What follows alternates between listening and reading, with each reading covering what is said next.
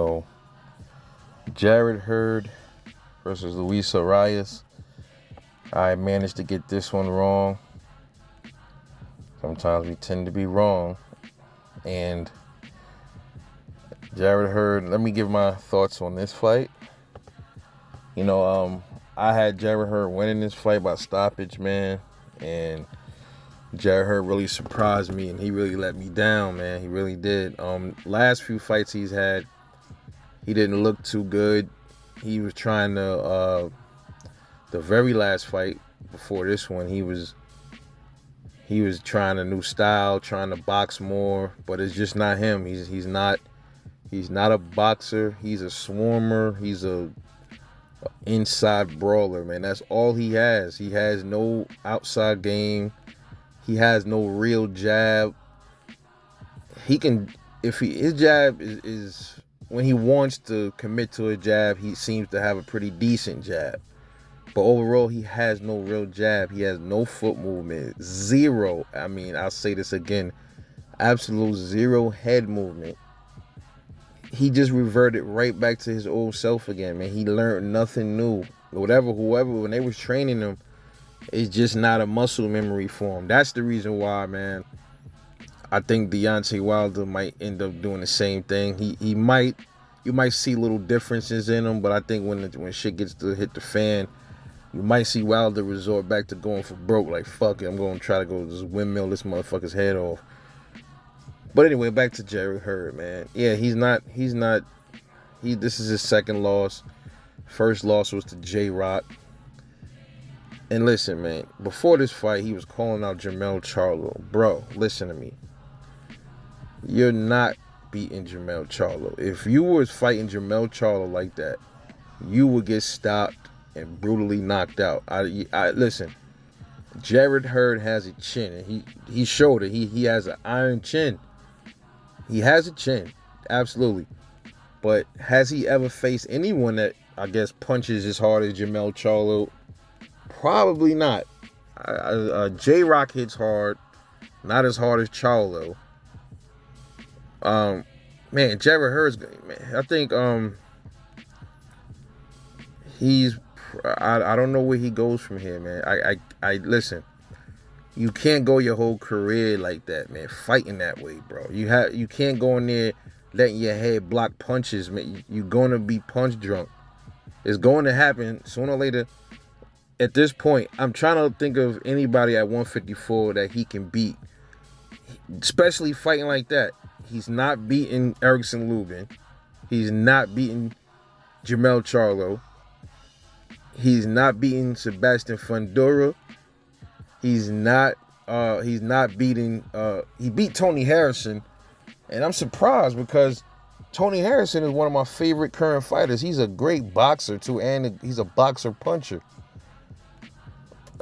We already know what Tony Harrison's problems is, his weaknesses, and his what he's prone to in fights. And that's what happened to him again. But I don't see Jarrett Hurd beating anybody in the top 5, man. He probably not even beating anybody in the top 10. I doubt it. He's too slow. He has good power, but he's just too slow. And it looks like, he's just not in his right place anymore. He's just not. I'll even go as far as to say this. He looked really bad in this fight, man. Really bad. And I hate to say things like this, but I think he might be on his way to becoming a gatekeeper. I think he might be. I'm trying to think of anybody that he can beat at 154, man. He's not beating Jermell Charlo. It's not fighting like that. You ain't. It's not gonna happen, bro. It's not gonna happen. So get that out your head until you learn some halfway decent outboxing skills. It's the defense is the worst part of it. I mean, I hate seeing him fight sometimes because I'd be like, gosh, bro, would you move your fucking head just a little bit to the left? Just the punch is coming, bro. Can you just move? One will question if he was to fight Jermell Charlo, would he fight that way? Probably he would, because he's so used to getting punched in his face, taking power punches from these dudes. He more than likely might think Jermell Charlo can't hurt him. And who knows, man? Shit, he might be right.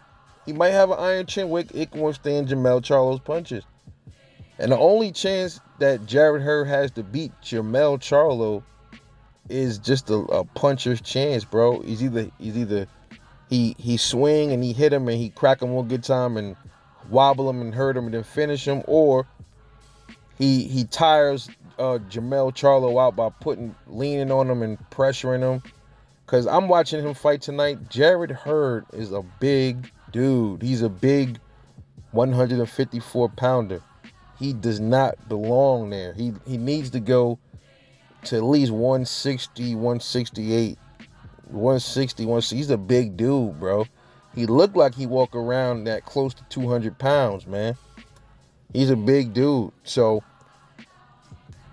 shit, if he moves up, he might be fooled too. He's going to probably be even slower than he is now. I don't understand his name, Swift. Where is he Swift? Show me where Jarrett Hurd has speed. I never saw any speed from this dude. Man, I don't know where he goes from here. It looks like this fight took a lot of confidence out of him. If you look at him after he lost, bro, he looks so defeated. Like he's just like, you know what, man? I'm just gonna take whatever fights. I don't care what happened to me now. I just want to just fight, just to make some money. And that's sad, man. That's sad when, you know, I know he had a lot going on. He lost his pops. You know, maybe, you know what I mean? Sometimes some people bring that into the ring with him. Hope not, you know, but, you know, when you lose, man, you lose your belts like that, man, that take a lot from somebody, man. That take a lot from a lot of these fighters. They train hard. They feel like they're on top of the world one minute when they got all these belts, and then when they lose their first loss, it's almost like, you know, they feel like everything is just gone. They feel like they lost everything almost, some of these fighters. I really don't know who he fights next, man. Terrell Gausha, somebody like that, or shit, man, Patrick Teixeira. Something, man. I don't even know if he beats Patrick Teixeira, man. To be honest. He might knock Teixeira out, maybe, but man, Teixeira's tough, man. You know, man, Jarrett Hurd, man, I don't like what I'm seeing from you, bro. I don't want to see you.